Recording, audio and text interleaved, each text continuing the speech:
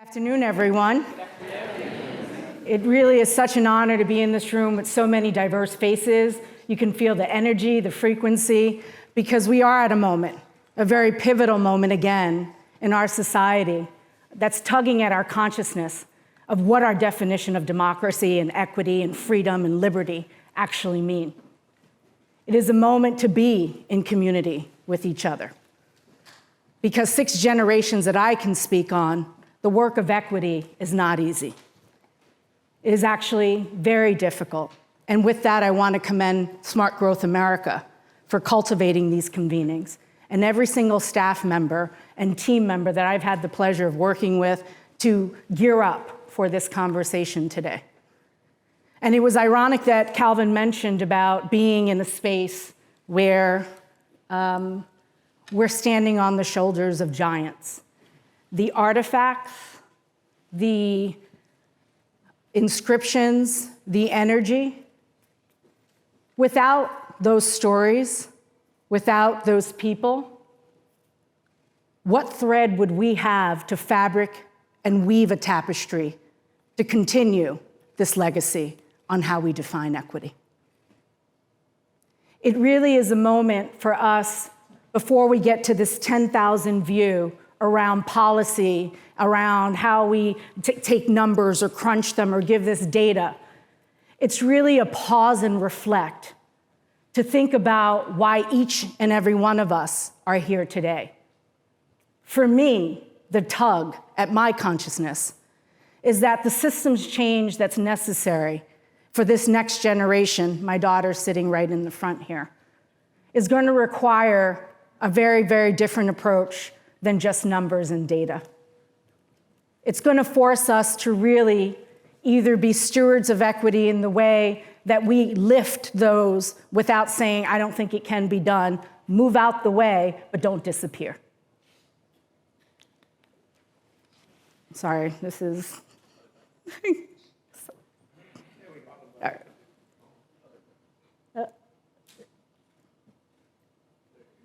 For me, I've had in my professional and personal experiences the pleasure and honor and privilege, the P word, privilege, to be around amazing individuals that really have centered what action looks like. I've met the best architects, the best planners, the best real estate people, and none of them hold a degree, and none of them have student debt. They're the very people in our communities. They're the very people that eat and feel and understand on a daily basis how inequity shows up in their life. It's the mother that's working 3 jobs to spend more than 3/4 of it on rent and also have to incur child care costs. It is the family that is yearning for the infrastructure to deal with mental health and addiction for their loved ones. But yet, that doesn't show up. It is the young future of our world that says there's really nothing left to live for. To me, it's a privilege to be amongst those people. Architecting for me is not at a 10,000 view level. The architecture of our humanity starts when we put our hands in the soil and begin to humanize each and every person that's around us. I admire, again, the people that come close behind those individuals who are on the front line. It's the individuals that, again, may be in a privileged space that can't taste the equity of what it means to go hungry at night, or what it means to be evicted from your home. But understand how to show up, and show up in a way that, as I said, not as naysayers of something that can't be done, because it's too creative or courageously creative. It's really forcing to shatter the hierarchy of human value that we have built on this continent since the first boats landed. It is the hierarchy that reinforces who has access to this concept of equity under the guise of life, liberty, and the pursuit of happiness, and those who do not.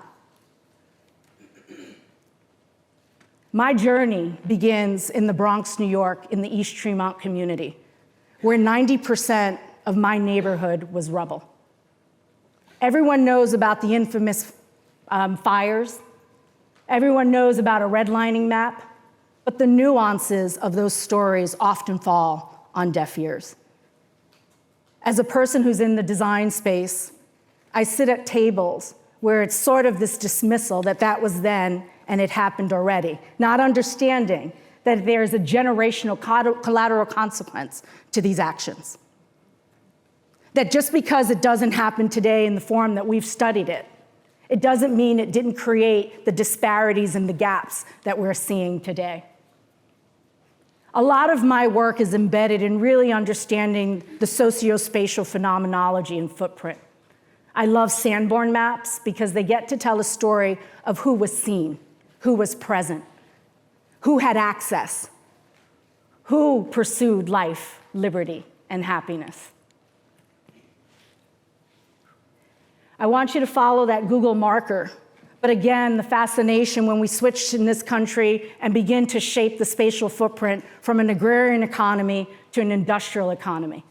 That same industrial economy that we celebrate as a powerhouse to make us one of the wealthiest nations in the world.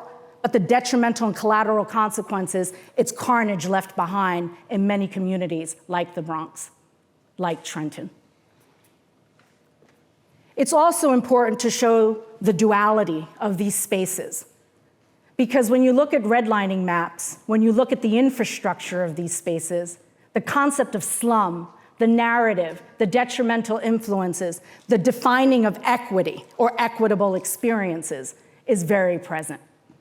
And it's important to show that what we're seeing today in this present moment, whether it's a place like Trenton, New Jersey, or Baltimore, or Omaha, Nebraska, or New Orleans, that there was something of a spatial footprint there that evoked, that had a community, that was a togetherness. That those stories have for too long been erased from our consciousness. If we can't understand how inequity has shown up, again, since those first boats arrived on this continent, how can we define or apply equity? Tremont had different typologies of housing, had amazing amenities, vaudeville theaters, movie theaters. This is an infrastructure of the Metro North. Look at the architecture. How many of you know the Metro North? How many can afford the Metro North? You had banking institutions that banked locally. Again, phenomenal architecture that anywhere else, just take a look outside, would be preserved and considered assets. Oh my gosh. This is fun. The interior of the banks. Vibrant business corridors where many of the business owners lived and resided in places. And Tremont was actually pretty diverse for its time. It really, this is the first Borough Hall. The infrastructure to the right is the 3rd Avenue L that ran from the northern tip of Manhattan to the northern tip of the Bronx. So it was a major transportation corridor, particularly for the working community of these areas.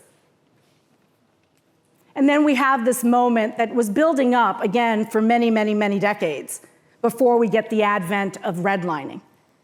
And when, again, you speak to people about redlining, it's very topical and not understanding. It's essentially the policies of New Deal that create the American middle class. It's prior to the New Deal, in order to buy a home, you had to put 30 to 50% down. And you only typically had 5 to 7 years to pay it off, or typically what people did was they refinanced after the 5th or 7th year. What's important to know is when communities like this, Trenton and Tremont, when they're branded like this, it creates an exodus. It creates an extractive and pillaging of these communities. Because someone else who was put in positions of authority to steward the ideologies and principles of our democracy, made a decision to determine who was detrimental to land value, who was not desirable, and who couldn't leave these areas. That marker is the place that people like my mom, at the advent of creating these opportunities, come up to places like Tremont in the Bronx. They come from places like Harlem. My mom came from Harlem. But could she get the 15 to 30-year mortgage that so many were being able to access and, again, build wealth for the future? No, she typically had the predatorial practices of 5 to 7 years. This was a contract buy. But when she arrived in Tremont, her ideology was equitable. It was, I can have a piece of the American pie. I, too, can plant roots and experience what others are experiencing. Unbeknownst to her, despite all of the predatorial issues and how the environment looked, immediately after taking possession, not only as Keeanga Yamada Taylor covers in Race for Profit, that people are duped into buying into areas that already are destined for decline. And this is the Cross Bronx Expressway being built through communities like Tremont.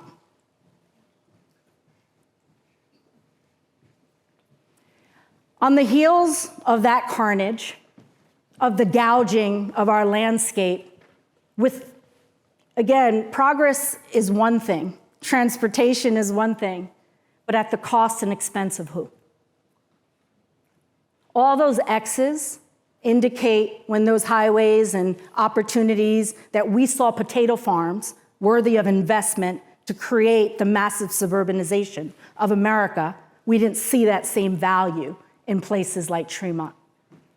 All of those X's were fires that burned. So every structure burned around that house. Remember that 3rd Avenue L that we don't even have the resources or can afford to build? Someone decided through planned shrinkage, policies that said, let's do benign neglect.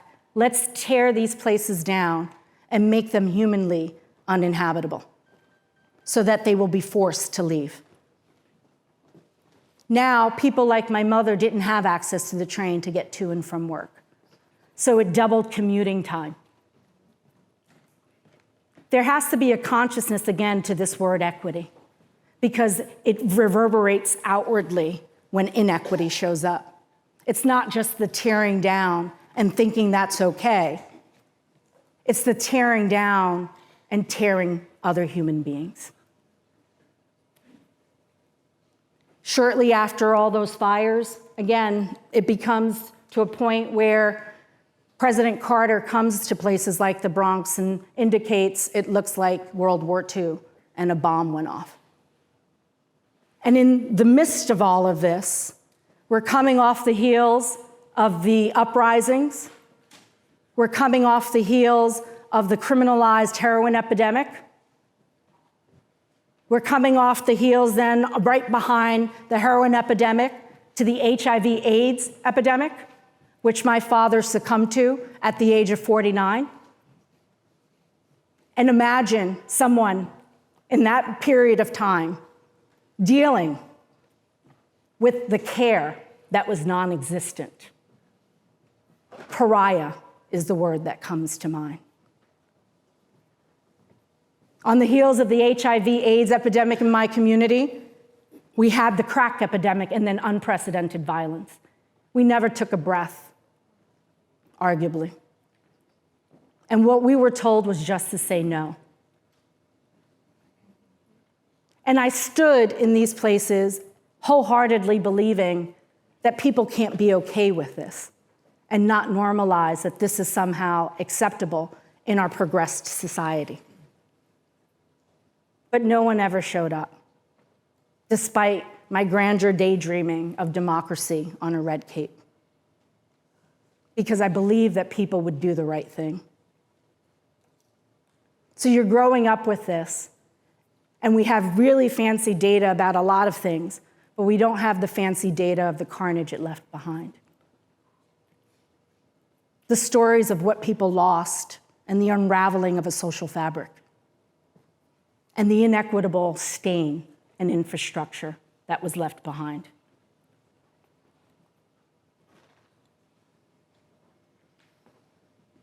Those movie theaters become garbage refusal sites. Today, it's a dialysis center. Go far back enough, again, using those Sanborn maps. The dialysis center indicates the type of food access you have. Stress.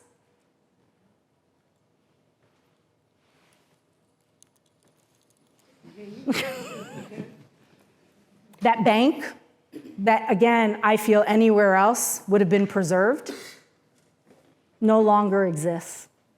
It was replaced in what I feel is very poor materiality housing with all the public investment that came in, that every 2 years there's a scaffolding outside. That train station no longer exists. It just imploded onto the train tracks and they cleaned it out. So it's an erasure of stories of what people thought were valuable. The corridors are 99-cent stores. And this is the home I grew up in 3 rooms with a kerosene heater and no running hot water. That's my green space. And let's be clear, our communities are very resilient. We don't use fancy terminology, returning citizens, and all that stuff. We enjoyed, played, but had this keen awareness that we were different. And especially when I stepped out of that space, others imposed on me an identity. Others imposed on me a belief that I couldn't make it. And I stand before you completing my master's degree, my second master's in architecture.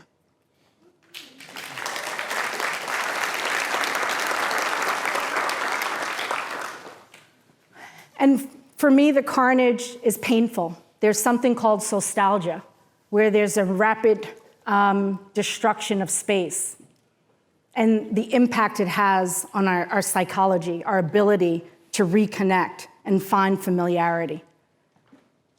We lost entire generations. So God bless those who have that. There isn't a father to turn to and say, hey, I have this issue.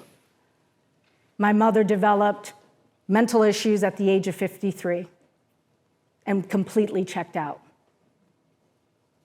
So who do you turn to? From these conditions, when your homes, your housing stock, your constant chattel, moving from place to place, finding places to stay. I was homeless for 3 months, and the deplorable conditions to this day that I witness in housing shelters. This concept of you're here and we gotta do you a favor. That you're 3/5 of a human being.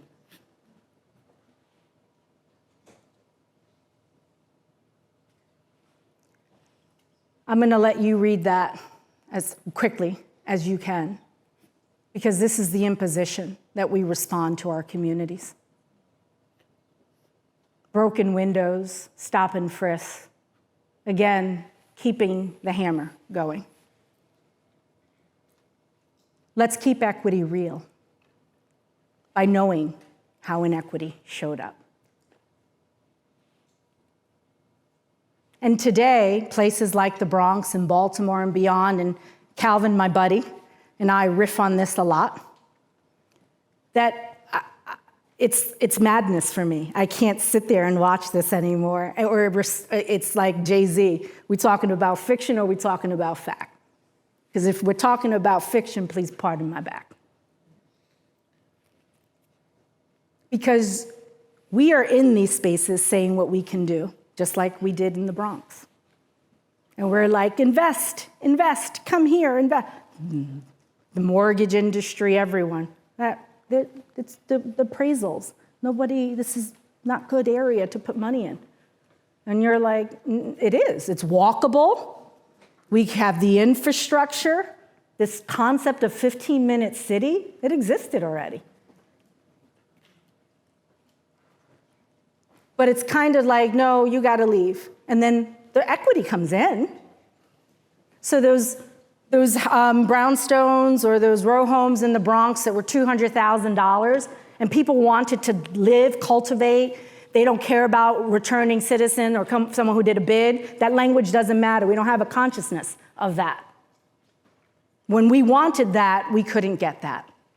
And now that same block is untouchable and now economically redlined because we can never afford to live back in those spaces again. That's not very smart growth to me.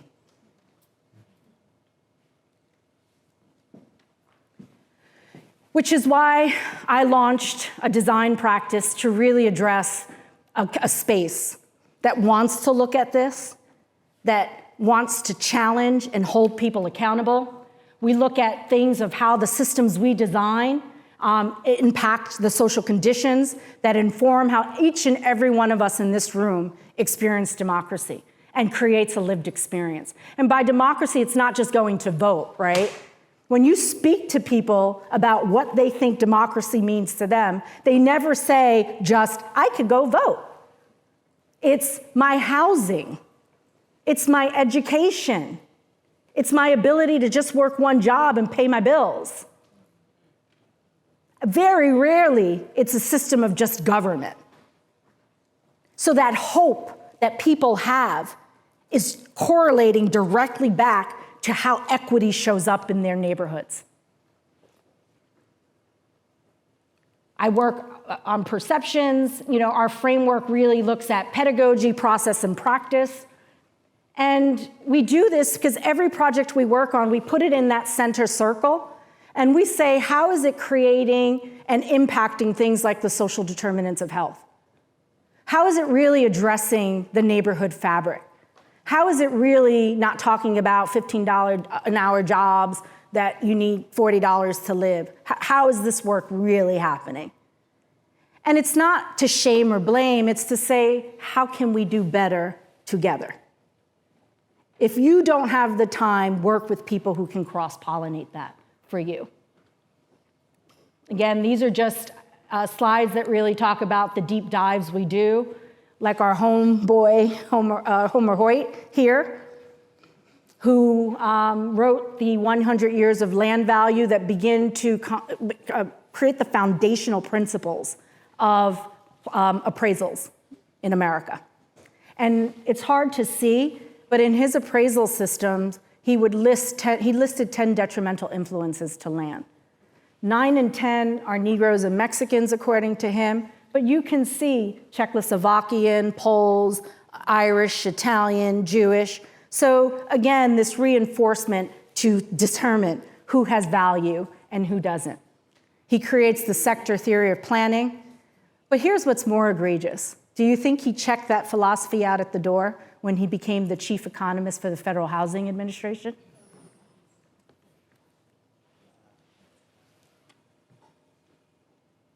Oh, there you go.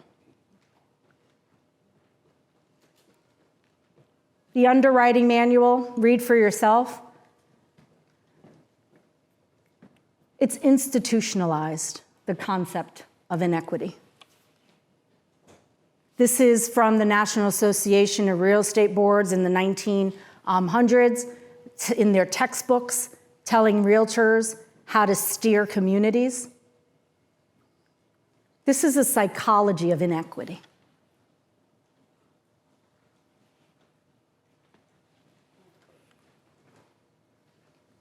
And it doesn't, just because it's not in the textbook anymore, again, doesn't mean that there isn't a collateral consequence to this. Many of you know I've launched many exhibits. Our second one, Democracy Is, will be launching in the fall of September 2024. We launched the Undesign the Red Line exhibition in 2015 that has traveled internationally, talking about all that I'm presenting today. And I think it's to Calvin's point, is bringing people in a room together to be in fellowship, to be cross-pollinating, to sit down and have a seat on a couch, and begin to humanize one another and listen, because we always constantly are operating from a 10,000-foot view. How can you empathize and humanize another human being without that space.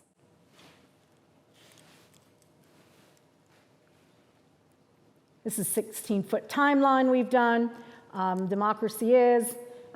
We work with organizations all over. This is one of my favorite projects, working with youth 14 to 21 to democratize who can have a seat at the table for architecture, for planning, for sociology, anthropology. And students, the project was retrofitting one of the last tenement buildings in the Tremont area of the Bronx.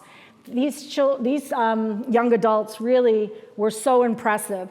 One of the biggest factors that they came up with was really understanding how they can convert this space into more of cooperative uses. We ran a 12-course curriculum where we did exhibitions, we did surveys, we did SWOT analysis, we went out and walked and did dereves in the community, we surveyed a wider community, and then we looked at best practice models. And it was phenomenal how their concept of what equity looks like in a space came to fruition.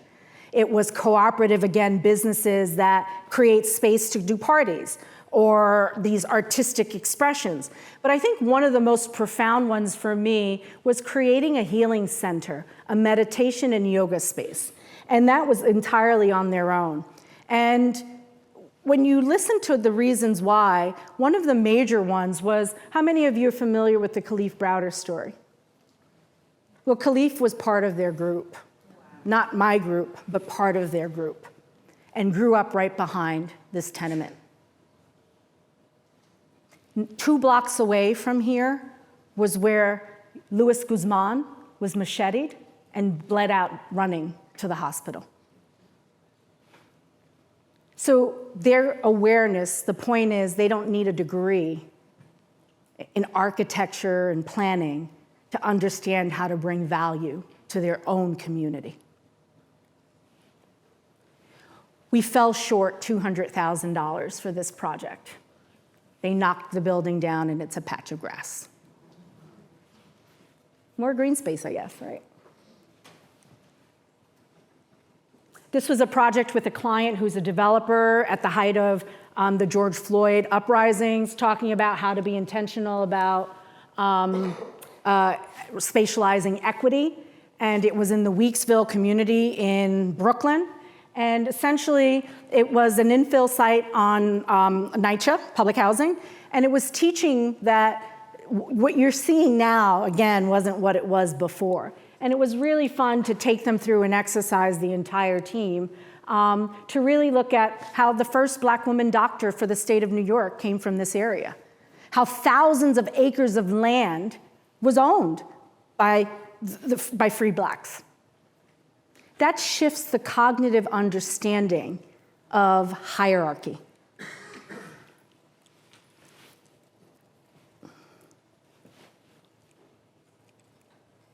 One of the things we did, because slum clearance cleared out 7 blocks, destroyed the social ties, so it's like a highway coming through. But it was interesting to reactivate the circulatory pathways, look at the concept of luxury design, that we can design beautifully in a place without having to create the puniness and the materiality that doesn't reflect what we can do. One thing I was really excited about was that they had under their tutelage the ability to do a soup kitchen or a food pantry. And I said, well, why do we always default to those types of economic models or programs in these spaces? Why is it that that's the only thing we see? And what was fun was that we looked at the typology of Stuyvesant Town. And we looked at how we activate those ground floors into different uses. In Stuyvesant Town, it has the same typology of public housing, but they have co-working spaces, they have food cafes. So we said, why not create a food cafe so that all of us can cross the street and go into these spaces, address food insecurity, pay, and none of us need to know the spectacle of hierarchy of who can pay and who can't pay. It's a different way to spatialize equity.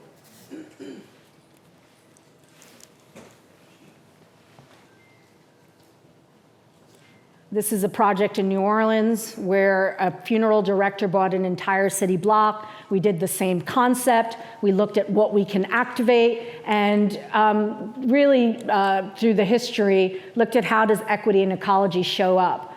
And we did various designs to open up the space, because he could have just built a wall around it and say, I don't want anyone in it. But it covers a myriad of opportunities and programs, from addressing heat island effect to celebrating the cultural aspects of the community. My final wrap up with what I'm going to share is called This Land Project. I shared what I've come from and that line, and I'm tired. I'm very tired. I keep showing up and showing up. And I think this was the straw that I think broke a camel's back. In 2022, my husband and I, he came back from deployment, he's a federal agent, decided to purchase a home. And you have to go through a very highly scrutinized process now to get just a piece of paper to say that you're qualified to even go and look at a home. You can't look at homes because that's the first thing they ask you. With approval in hand, we made a decision of where we wanted to live, was Trenton, New Jersey. We found this amazing home. The owner, Mr. Jones, was the third black owner, third owner, first black owner in a formerly segregated area, neighborhood in Trenton. So he took enormous pride, lived there for 20 years. We befriended Mr. Jones, grew this relationship, and he would call my husband number 4, being he'll be the 4th owner. It was interesting when we had people tell us, you used to have permission to live in this area, when they saw who we were on that block, to this day. So excited as we were, we went back and we said, Trenton, hey, look, this is where we want to live. Again, that story about when we can live in our neighborhoods, when they are affordable, no one wants to invest in them. So $800,000, not that I would borrow $800,000, went down to $715,000. I said, oh, that's weird. That's redlining. But I don't have time to fight you right now. I'm fighting too many other battles. I'm not going to use that much money anyway. I'll come back and deal with this. The night before we close, we get a call that the 715 pot went down to $360,000. Where's my freedom? Where's my equity? Of course, knowing how many people I know, I picked up the phone and started calling and saying, again, I'm not the one talking about, black home ownership and reducing the racial wealth gap. You don't hear me talk about that. I talk about our humanity and things we can do. You're telling me that. Not one person in all of these organizations, in all of these impact investment spaces, had a solution.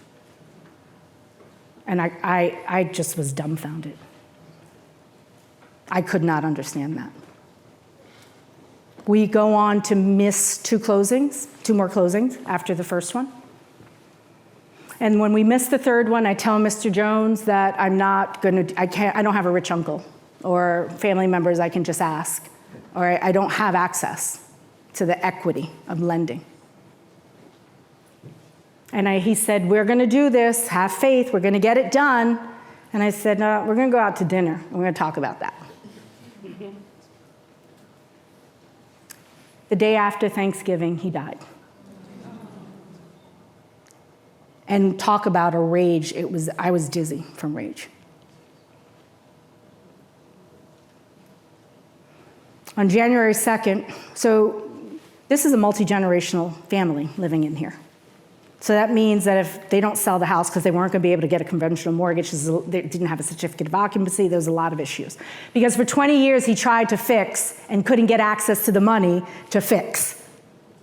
So he lives in substandard conditions.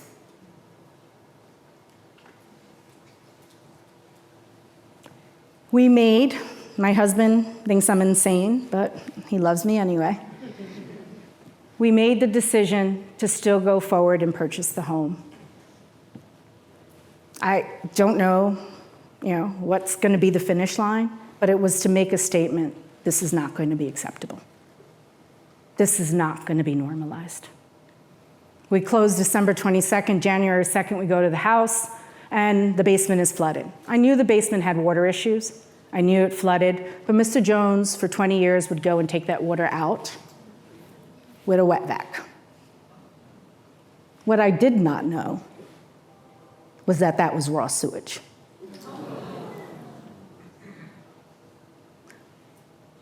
Equity, infrastructure equity. Where are the organizations showing up to Mr. Jones's home to say this is unacceptable? Forget me, Mr. Jones. When we dug the basement floor out, there were no pipes. We dug the line, we followed the line, the waistline to the front of the house, dug the front of the house up. The main line connecting to the city line was blocked by an 8-foot sludge of poop and debris. So everything was just backing back up in the house, and it corroded the pipes. If anyone in this audience has a solution, please let me know. Because this is how we get real with equity.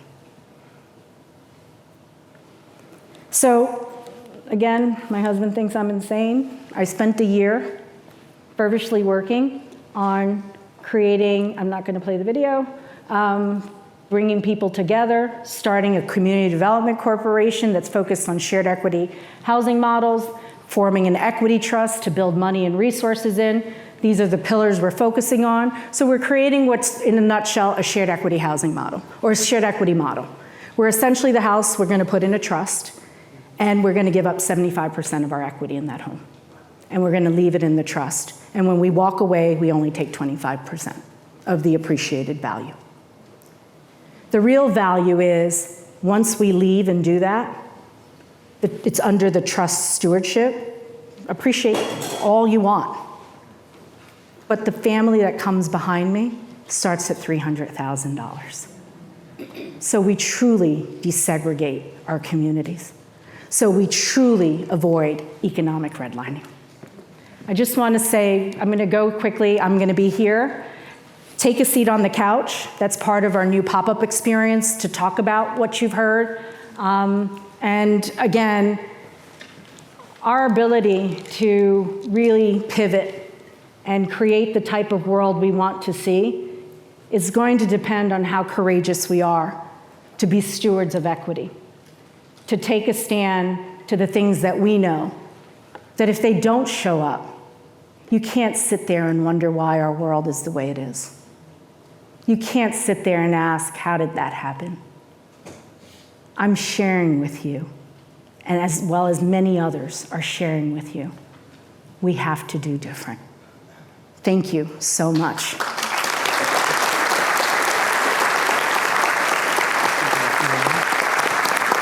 We'll do some Q&A. Oh, okay. I didn't know that. You guys snuck that in. I guess I'm back. There's Q&A. We're going to do 2 Q&A questions. Hello. Is the mic working? Hello. Awesome. Thank you so much for your incredible and thought-provoking keynote, April. Thank you. We're now going to move into a Q&A session with the audience. So if you have any questions, raise your hands, and either one of us will get you a mic. Did I really have a drop the mic? No. Or responses.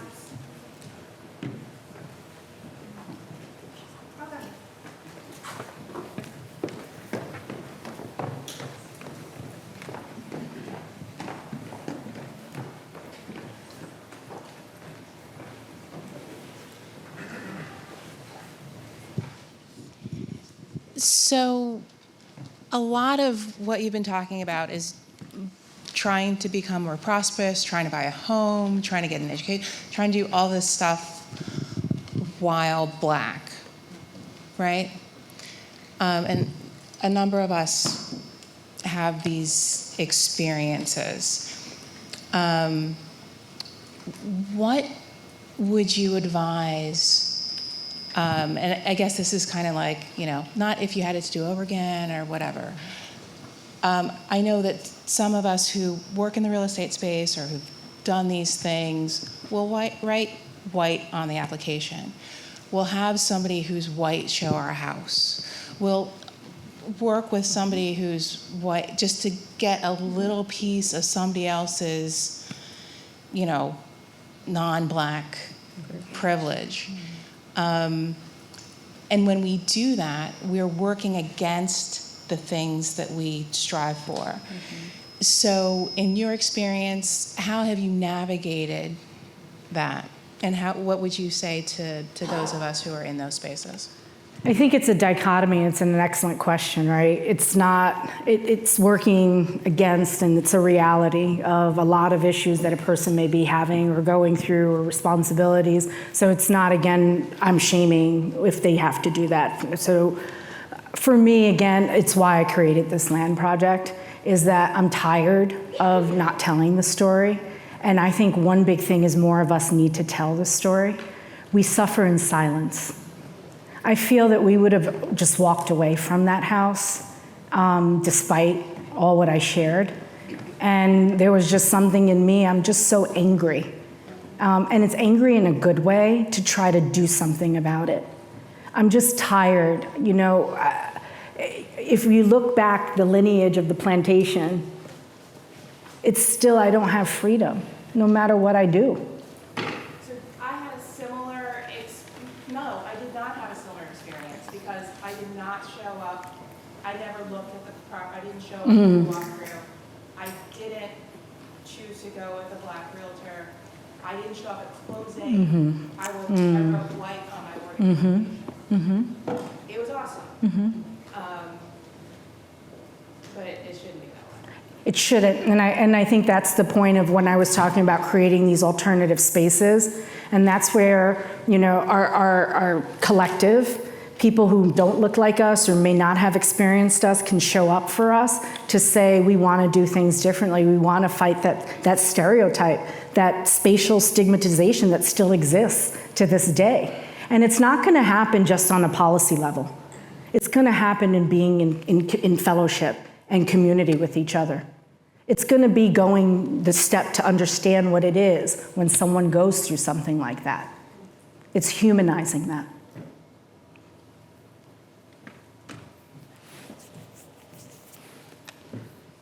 First and foremost, I'll probably look it out. First and foremost, thank you very much for presenting the truth the way that you did. I come from Detroit, Michigan, the blackest city in the country. We lost over 70,000 homes to illegal tax foreclosure, right? And so what you saw is the largest housing stock for black people in the United States of America essentially robbed from us. And so when we talk about this, I love this presentation in the space that we're in, because we get an opportunity. We get an opportunity to talk about the economic and political warfare against black, brown, and poor and working class people. And there's no blacker, browner, or working class a city than Detroit. But talking to my brothers from Baltimore, my sisters from Chicago and LA, we're all experiencing the same thing. Yep. And so if we see this commonality in how we're being attacked, I think it's about time we get serious about how we're going to, number one, defend ourselves, but then also, number two, go on offense and start to gain some of the things that we've lost and gain security and sustainability in that security, right? And so when you talk about housing and land trust, that's a new model, a collective model. And so doing things collectively seems like the only opportunity we really have for any type of viability and survival. So I thank you for the work that you're doing. We'd love to connect with you on an organizational level so that we can grow the work that we're doing in Detroit and make it a nationwide movement to really protect black, brown, poor, and working class folks from the attack that we've been under since we've been here. Some of us were brought here involuntarily, others came on the boat voluntarily. It doesn't matter how we got here, it just matters that we're in a situation now where all of our economic security is in peril. And not just that, the environment and all the other things that were named. So I think it would behoove us to come together and start to Absolutely. collectivize our efforts. Thank So you. Thank you very much. Thank you for that. That was amazing. Thank you. And I think everything you said, yes, and that we can be stewards to really change what inclusion and diversity and equity mean, right? To really desegregate the spatial footprint of this country, to show up and that anyone can live there, right? But we have to start with protecting, because it's just been, where are we gonna go? Thank you so much for kind of weaving in the personal with the systemic. That's like, at the end of the day, it's expressing itself through our personal experiences. And so having bought a home in New Orleans, I feel that very much. I'm curious, what, if any, do you see the role of reparations in either the way that cities are trying to put it into place, or something broader at a federal level, or maybe something more innovative, like personal reparations? What role do you see that concept playing in us? Another great question, and I think that for me, when we have the group of girlfriends come and everyone has their perspectives on reparations, I always take the position, my position, is that it's reparations to democracy. And that by default, when we do what we're supposed to do, all of that other stuff we're going to gain back from. And I look at, like, from a federal level, when we see how investment comes into communities with low-income tax housing credits, et cetera, there's still this sort of residual about keeping a certain hierarchy in place. I don't use the word low income in my vernacular, because I think it's very offensive for people working 3 jobs to be called they're having access to low-income housing. So here's where I feel public resources can come in and step up, is that if an appraiser is forcing or suppressing the house. So the house that I shared with you is in Trenton. I found typologies, lifted it up, that were in Princeton, 15 minutes away. So the $300,000 house in Trenton is worth $3.8 million in Princeton, New Jersey. And it's like, that's a psychology to me. That's not like, and then when you ask why, no one has an answer. That's just because that's how it is. And that's not acceptable anymore. So maybe, one thing we're toying with the equity trust to deal with tax increases, to weather all of these components, is if they can come in like they do with everything else to say, we'll cover the risk of that gap difference of the appraisal value so that the investment can come in. There's a myriad of things that we can do, and we're not just talking about a land trust model. We're talking about what is being used in our communities are real estate investment trusts that pull resources together and buy up all this land. So, there's different ways. And I may not solve anything with this one project, right? But I want to create a marker. When we go into the auditorium and we see all these stories about what people gave, it's one way to say we're standing up to something, and that you can't say we didn't try and not normalize this unacceptable behavior. You said 2, but we can go on one. Okay, one more question. Yeah.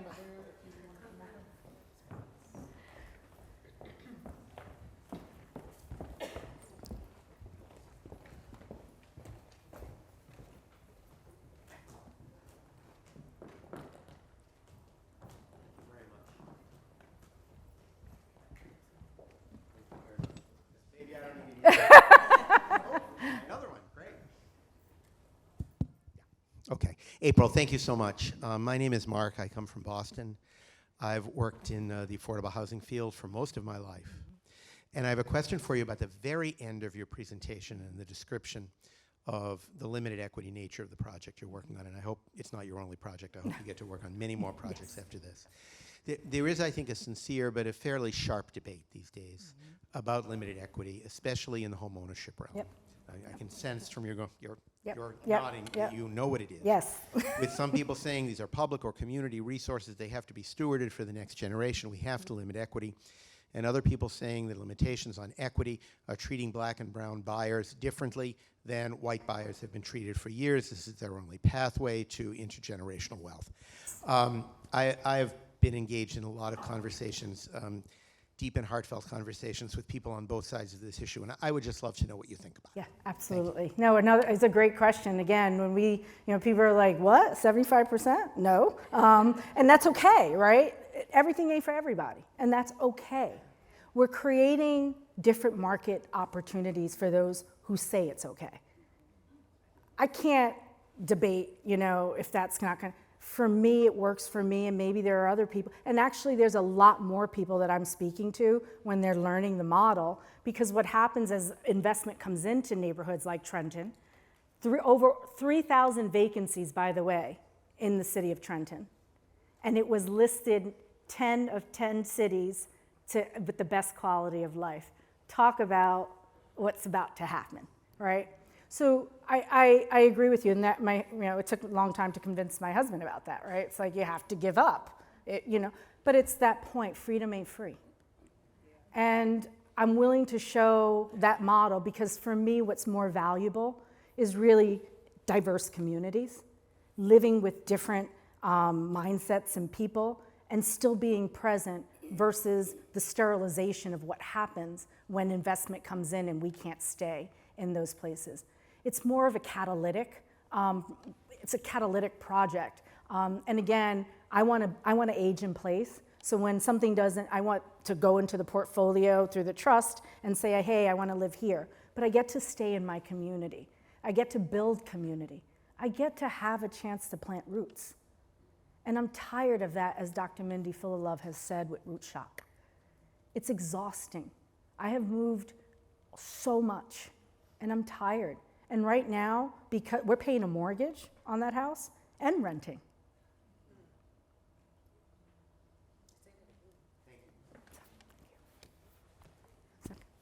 Is that good?